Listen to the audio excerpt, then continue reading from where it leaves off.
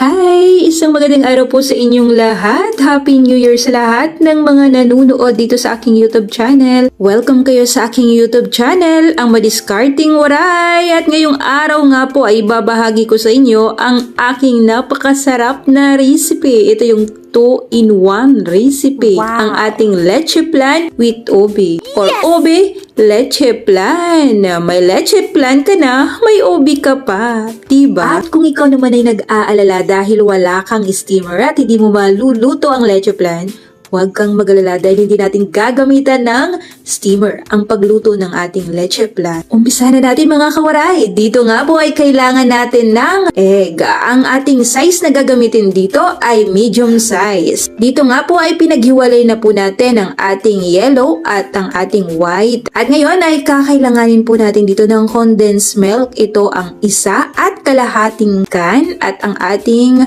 Alaska Ibab. At ngayon naman ay pagsama na natin ang ating mga gatas, condensed milk, 1 and 1 half can, at ang ating evaporated, ang ating Alaska Ibab. Dahil ito yung mas creamy at malinamnam talaga ang ating leche plan pag ito ang ating gamitin. Dito sa aking gatas na ito ay hindi po siya matamis. Creamy lang po ito at talaga namang magugustuhan po ito ng inyong mga customer.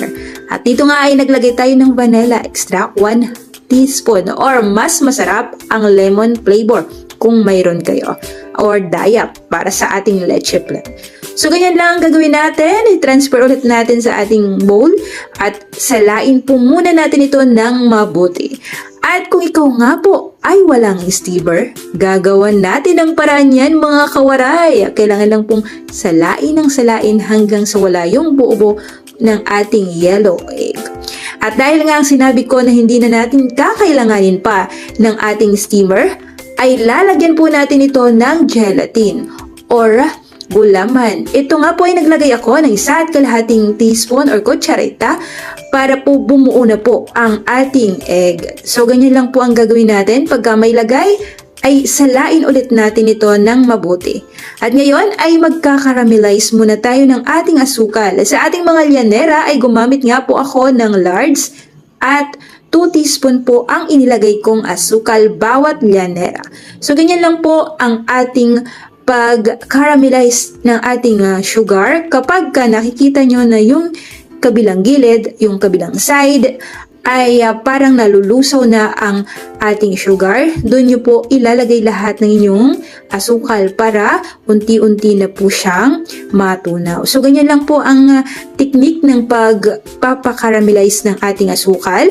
At nga pala, kapag kayo ay magkakaramelize ng inyong asukal sa inyong lyanera, ay siguraduhin yung hindi po basa ang inyong lyanera para hindi po kayo mahirapan. So kung gusto nyo naman po ay isahan na lang ang pag-caramelize nyo, ay gumamit kayo ng kawali.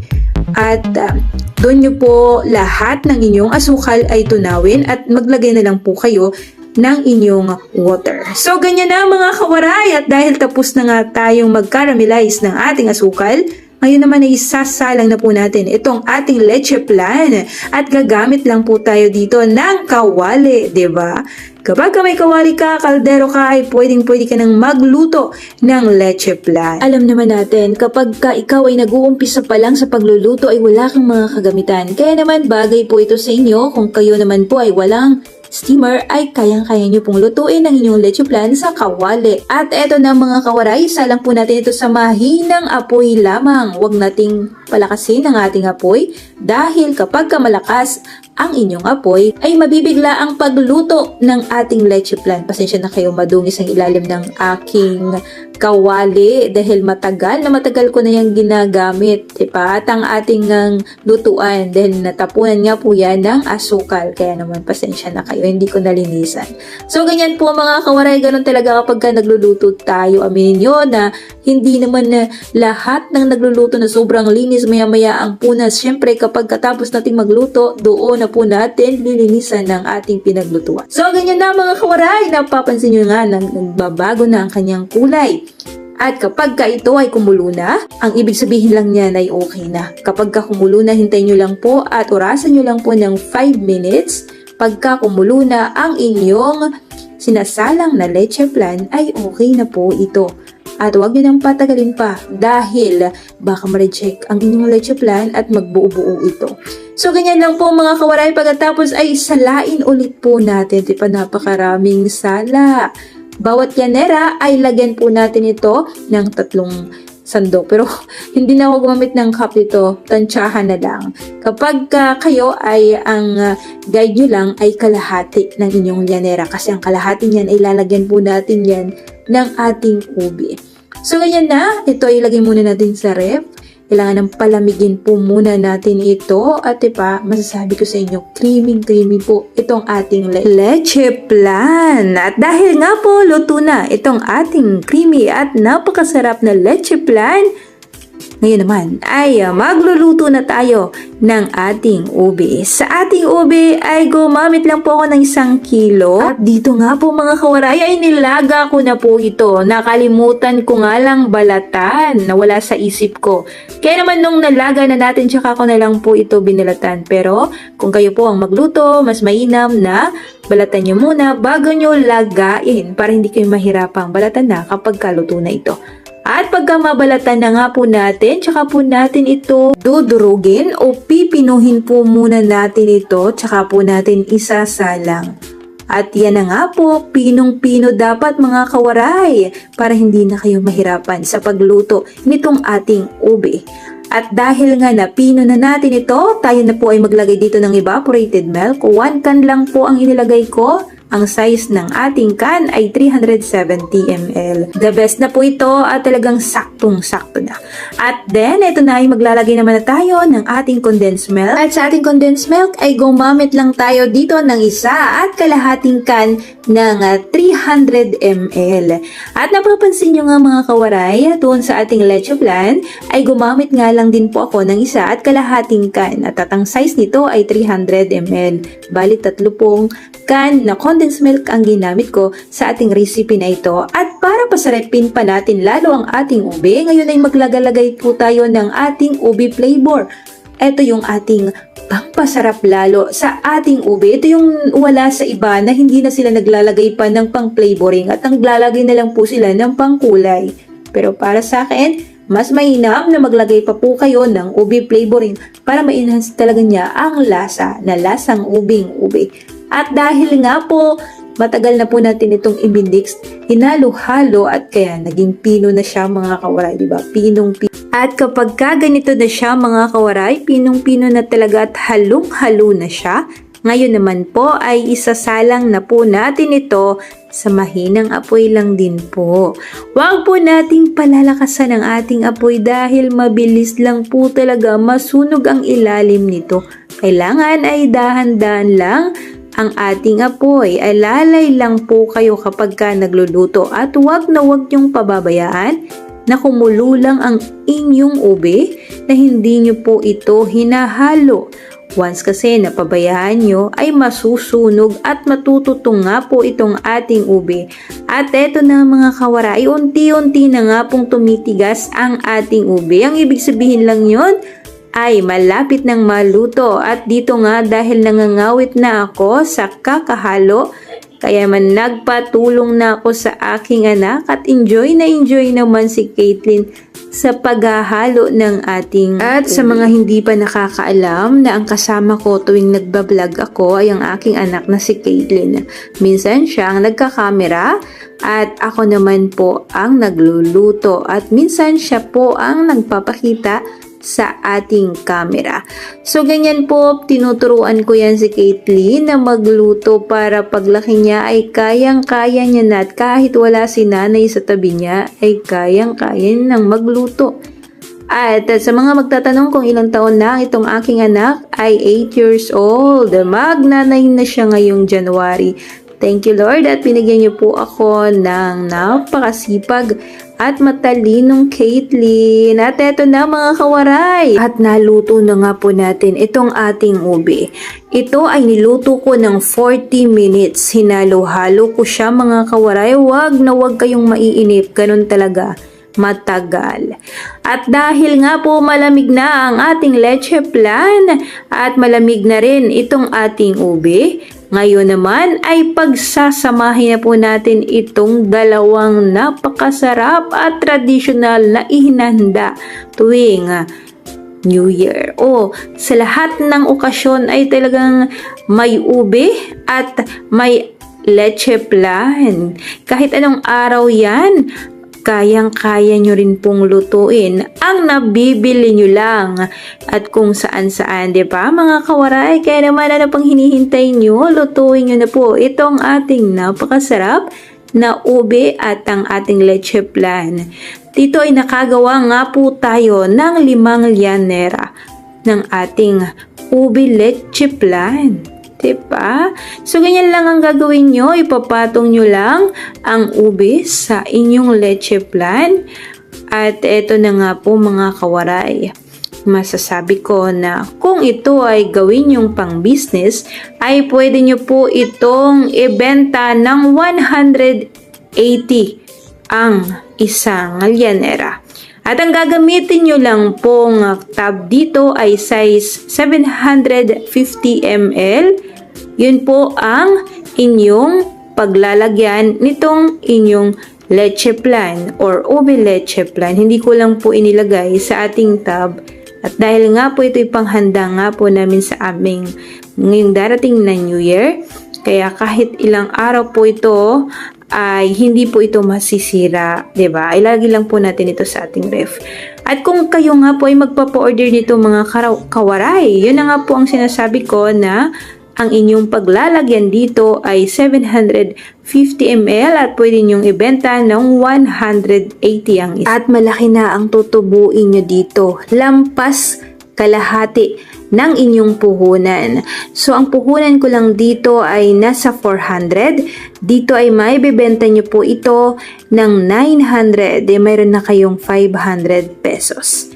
At yan na nga mga kawaray, diba? Napakasarap at creamy. Ito nga po, habang niluluto ko ito ay natatakam din po ako mga kawaray.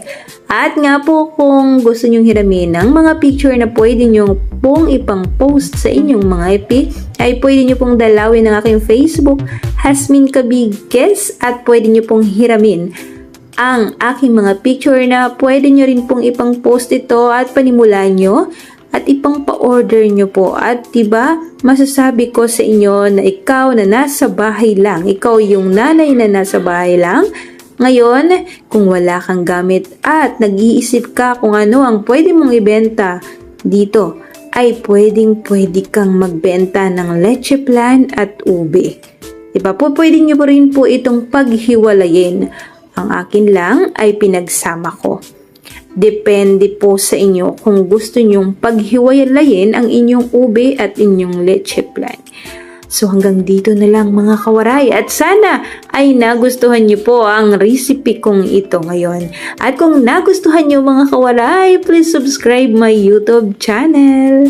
At ngayon na nga mga kawaray ay mag-shoutout na po muna tayo sa lahat ng ating mga nanonood at palaging nagko-comment sa ating YouTube channel. At shoutout po muna natin si Ma'am Mary Jane Gregorio. Hi po Ma'am Mary Jane.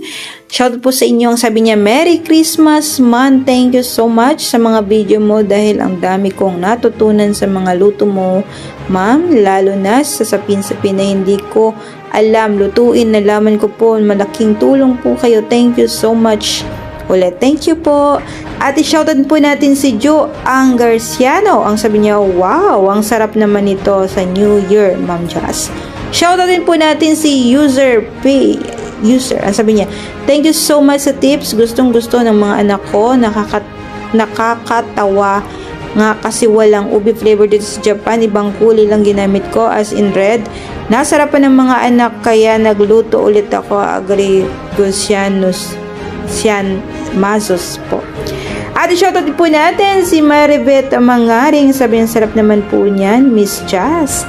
Shoutout po natin si Ma'am Nora Ramosa. Ang sabi niya, Mos, paano lutuin niyog po? Merry Christmas, new subscriber from Japan. Mama, lutuin niyo lang sa kawali, parang binubusan niyo lang po siya. At huwag niyong pipigaan ang inyong niyog para hindi matanggal ang lasa nito at malinamnam kasi kapag niluluto nyo na hindi nyo pinipigaan. Shoutout po natin si Pio Bay Vani Osorio. Ang sabi niya, Ma'am Jess, salamat, may tips ako para sa New Year na panghanda. Siguradong masasarapan ng family ko. Shoutout sa mga relatives ko na taga Bileran, Leyte, mga Juanites family. Sana mabuting kalagayan po kayong lahat. Nagbabati Melanie Juanites Sarion. Ayan, shoutout po sa inyong lahat. Shoutout po kay Ma'am Marlene Canido. Ang sabi niya, good day po. Ang sarap po niya. Nitry ko po yan sa New Year. Shoutout din po natin shoutout po natin si Ma'am Novelita Vergonio. Ang sabi niya, good morning. Wow, ang sarap, try ko gawin. Yan, ang sabi niya. Shoutout din po natin si Rhea si Magala. Ang sabi niya, salamat po sa recipe. Subukan ko po yan pang negosyo. Shoutout din po natin si Nelia Abikebel. Ang sabi niya, salamat po. Try ko po yan. Ang sarap. Shoutout din po natin si Ma'am Lily Marmol. Good morning, Miss Just. Ganyan pala ang inutak. Magluto. Mukhang masarap yan. Thank you for sharing sa recipe na ito. Madiscarding waray. God bless. Shoutout po natin si Susan Rosqueta. Ang sabi niya, good morning. Gusto ko yung recipe mong glutinous roll. Ilang piraso ang 50 pesos. Shoutout din po natin si The Sentinel. Ang sabi niya, gagawa din ako para matikman. Ang sabi niya, shoutout din po natin si Beach. Ang sarap po talaga ng inutak. Shoutout din po natin si Marietta Vergara. Ang sabi niya, ganda ng hapon. Ilang araw po ito tatagal. Matagal. Siguro 1 week ito tatagal. Thank you po sa inyong lahat sa walang sawang panonood, pag-comment nyo sa aking YouTube channel. Shoutout po natin si Emelda Vendiola. Ang sabi niya, wow, thank you for sharing this kakanin recipe, idol. Shoutout po natin si User M watching from Hong Kong. Salamat, ma'am, sa iyong pag-share. Ito ang ipapalit ko sa suman kasi ang mahal dito ng dahon ng saging. Tingin mabenta ito dito kasi mukhang masarap. Try ko munang lutuin ngayong New Year para makapag-costing ako kung magkano ang presyo nito. Yes, ma'am. Sobrang sarap nitong ating cassava roll. Kahit wala kang dahon ng saging ay pwede nyo po itong lutuin. Napakasarap at alam kong magugustuhan po ito ng inyong mga customer. Thank you sa inyong lahat, mga kawaray. Salamat sa panunood at muli, Happy New Year po sa inyong lahat. Thank you and God bless po.